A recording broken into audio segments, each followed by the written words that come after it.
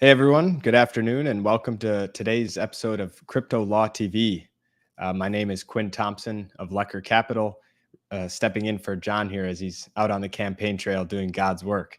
Today we are joined by a special guest, Scott Johnsson, and the topic for today's show is going to be the Ethereum ETF, the implications on the broader crypto market, and what it means, as we move forward in 2024. So, as I mentioned, I'm your host today, filling in for John, Quinn Thompson, CIO and founder of Lecker Capital. And we'll kick it over to our guest, Scott Johnsson, to give us a quick introduction. Thanks for joining, Scott. Hey, thanks, Quinn. So I'm Scott. I'm general partner of Van Buren Capital. Been focused a lot on the ETFs recently, so I'm happy to talk about them again here with you, Quinn, and appreciate you having me. Yeah, so I think we were on a little bit ago with John going over some of the implications of the Bitcoin ETF. What it means for the markets, but obviously there's a lot of legalese and different cases going on that add complexities here. So maybe we start out.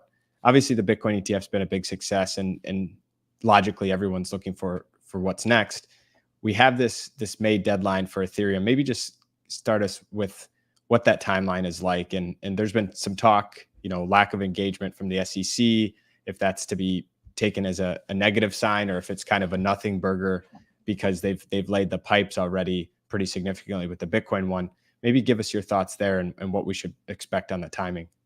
Yeah, okay. So, I mean, you mentioned the May deadline. I think everyone's kind of focused on that. And this is for the 19B4 process, which is basically the ball game. I mean, there's a separate track for review and comment of disclosures for the registration statements that can occur before, it can occur after this approval process. Bitcoin was unique in some sense in that they did that disclosure review before. There was a lot of engagement as a result of that. We saw that engagement. Everyone kind of inferred at the time that was promising. It ended up actually being promising. And then a little bit more in the background, but we did get notifications for like meetings between issuers and the SEC regarding questions that they had about their 19B4 applications and everything else prior to that January 10th deadline for Bitcoin. So I think, people should think about and compare the Bitcoin process, but understand that there's a more general process. And most of the time, like when it comes to disclosure, the SEC is typically going to do a review after they approve. So it's not like dispositive that there hasn't been a lot of engagement on the S1s that's been filed.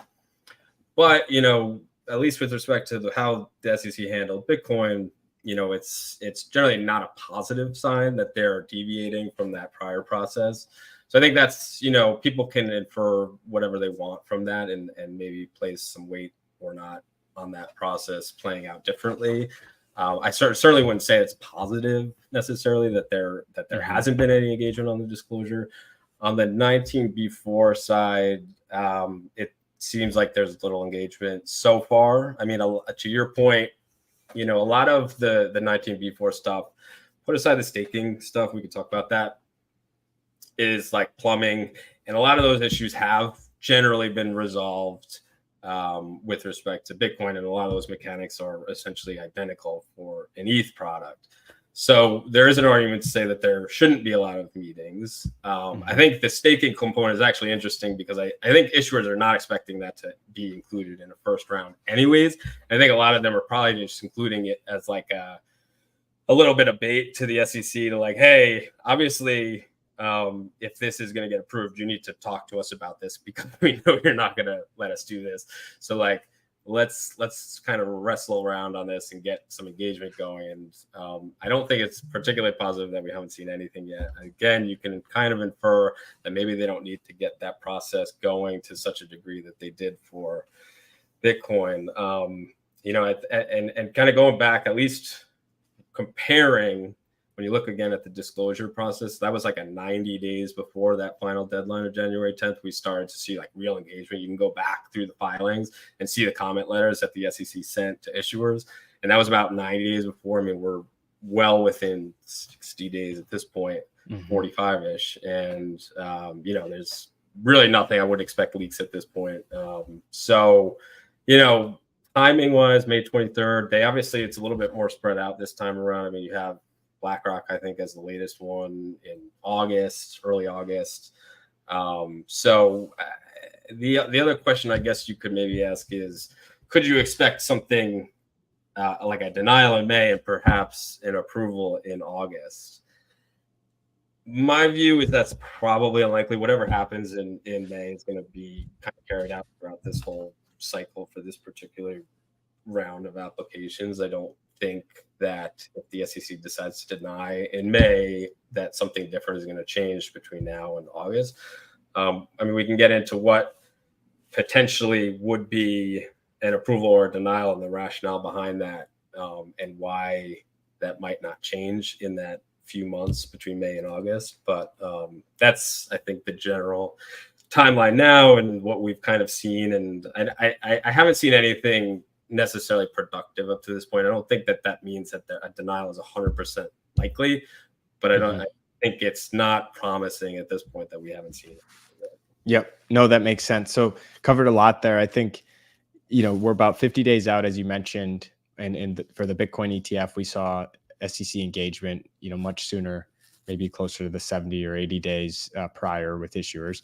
You could chalk some of that up to the groundwork's been laid, the pipes have been built. This is basically just changing the 3 letters of BTC to ETH.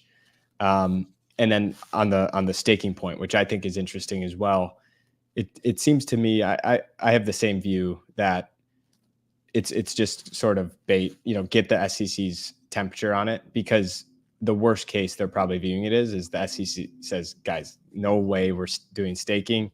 Okay, we just copy the BTC. I mean, you can also risk factors. Yeah, you also see. I mean, look, the disclosures that they put in these S1s around the staking is like non-existent. I mean, you would need to have so much more disclosure around what is actually happening to get the ETH staked, who's controlling it, how does that process work, and it's really like a paragraph that's bracketed, and some have a little bit different. Just basically making it easier for the SEC right to scrap it. Like we're not going to spend a lot of time putting the disclosure in here because we know what's coming out, but we want to like put it in your court so we can like start a conversation about any of this, really. And I think that's the approach that they're taking. I don't think that they actually think that it will get included this first round. So if it's not May, which TBD, but signs aren't as positive as the Bitcoin ETF.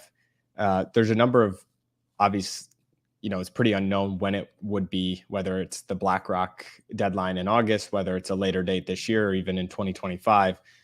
So I guess stemming from that will be why it gets, if it does, rejected or delayed in May. And one of those, the main piece people are looking at, and we've had a number of the issuers submit their proposals on, is this correlation analysis between the futures and spot market, and if the assets have been trading long enough to infer correlation. And maybe you could talk a bit about that. I know Bitwise, Fidelity, and Coinbase submitted their own readings of this data and what it means for the SEC.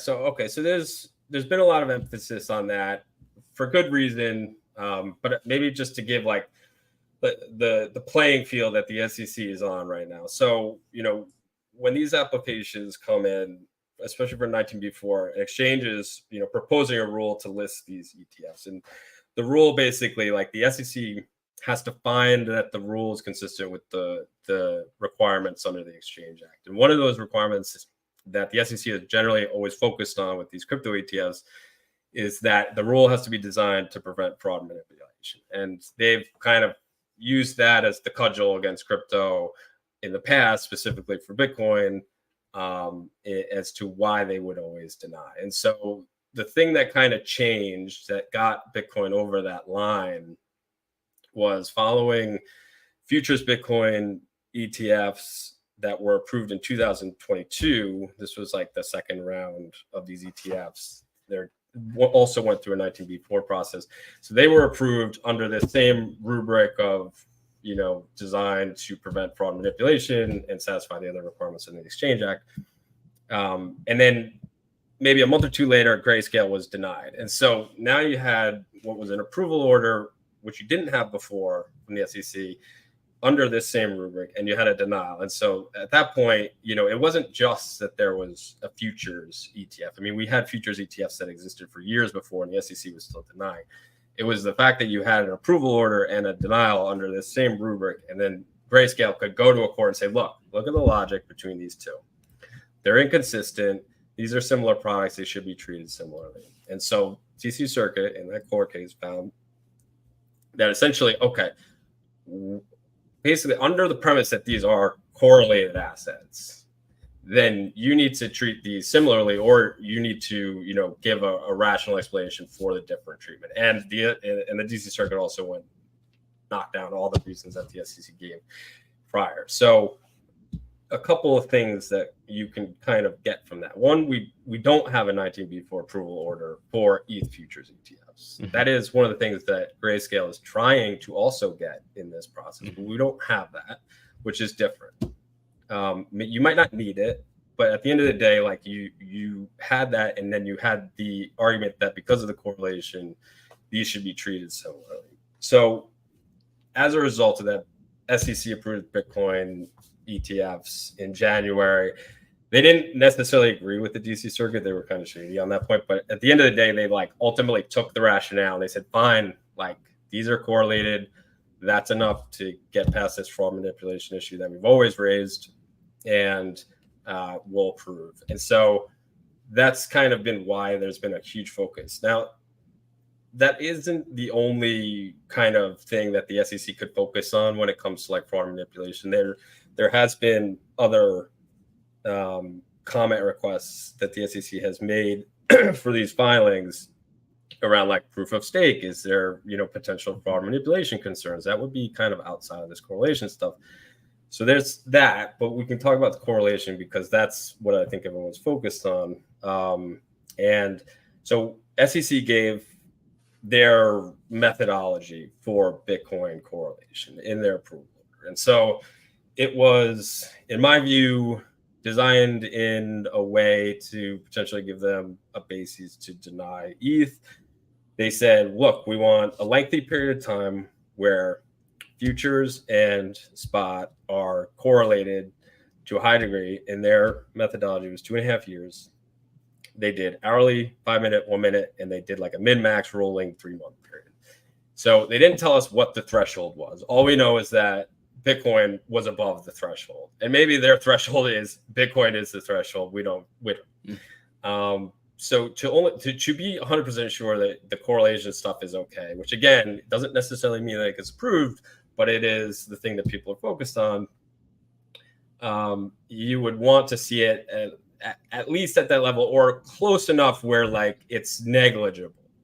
Mm-hmm. And so we had a few entities provide some correlation analysis. We've done some on our own internally.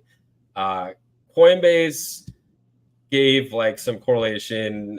I talked to them. They did it in a way that I don't think the SEC is going to agree with. They got really high numbers, really great. This should be not an issue. I think they were looking at it in a way that the SEC isn't going to necessarily agree with. And I think some of the more recent analysis from Bitwise, which also included the more recent data. So one of the issues with ETH that we see with the correlation is because ETH futures only started in 2021, 2.5-year period, you're going close to when it first launched. And that was when it was less liquid, less active, less trades. And because less trades, it's less correlated because you have stale minutes where there hasn't necessarily been a trade. So Bitwise did theirs. They went all the way up to March. As we've kind of seen internally, correlation has been increasing. I think the correlation stuff is a temporary issue if it is an issue at all. And so I think Bitwise probably gave the best correlation analysis. And it is high. It's not quite as high as Bitcoin. That's why there's a justification in my mind that the SEC could say, hey, look, not quite there yet. Give it a little more time. And at least in my view, all the stuff that's keeping it from basically not being as correlated as Bitcoin is those initial months, and those roll off if they were to deny in May, by 2025, early 2025, I don't think it's necessarily an issue.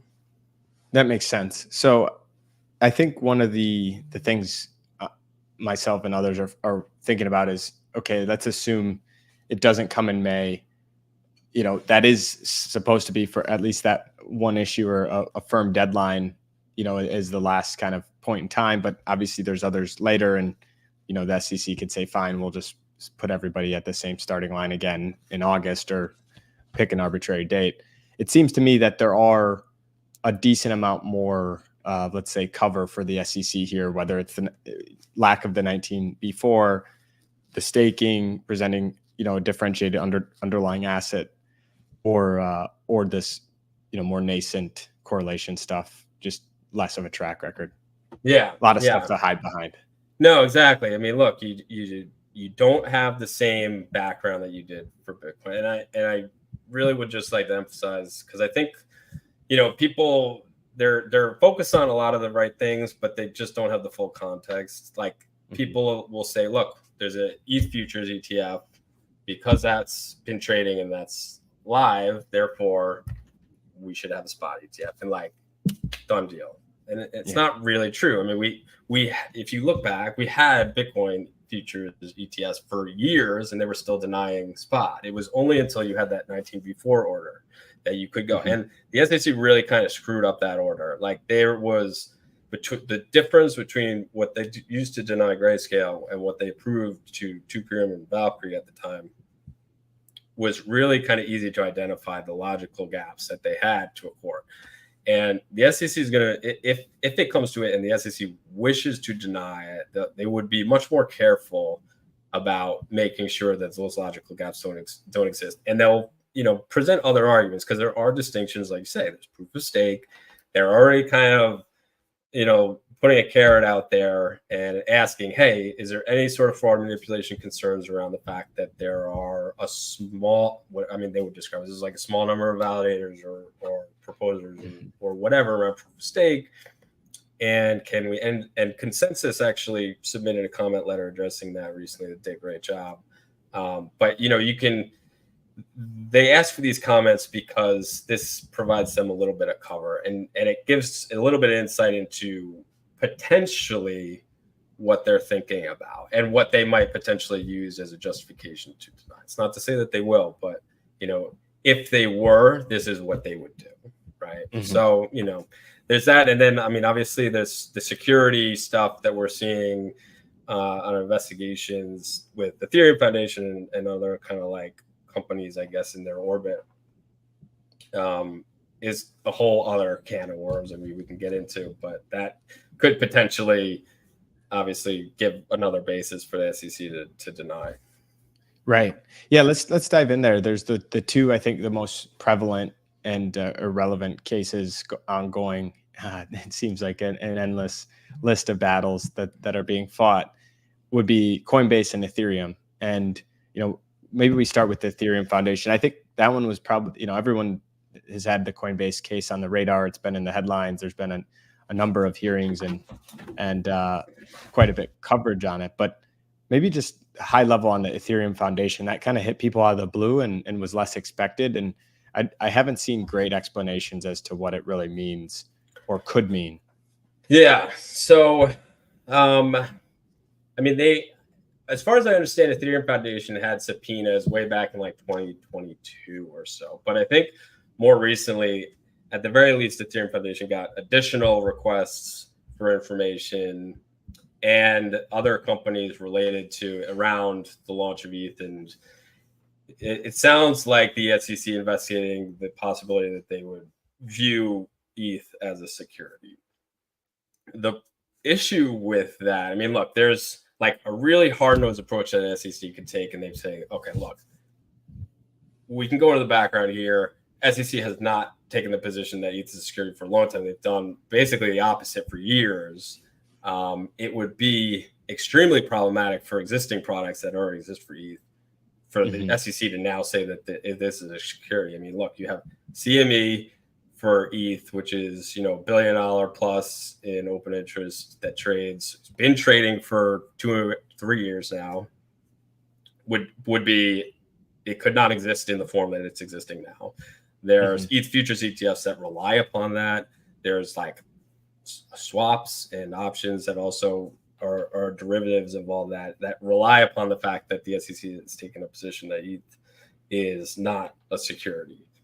So it's extremely problematic. But to your point, I mean, look, the distinctions that the SEC is making with regard to like in their Coinbase and Binance actions, like Bitcoin is a commodity, everything else that we've listed or alleged as a security really doesn't leave a lot of room for ETH. And it's problematic for their arguments to approve a spot ETF for ETH, suggest it again, affirm the current position that it is a non-security, and then go to court and say basically, oh yeah, Solana Foundation, that's definitely a security. ETH Foundation, like there's not a ton of distinction that you can make there. So there's a motivation in my mind for the SEC to say, look, it's tough. We might as well like at least create this ambiguity in a sense that we can say, look, we're not gonna prove this.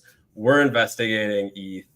The requirement to approve is that we find that that the rule proposal is consistent with the requirements of the Exchange Act, and one of those things would be that this is not an underlying security. And we're not saying it is a security, but we cannot make that finding just yet because we're doing an investigation. That would at least give them a middle ground where they're not blowing up everything, creating a huge interagency fight with the CFTC.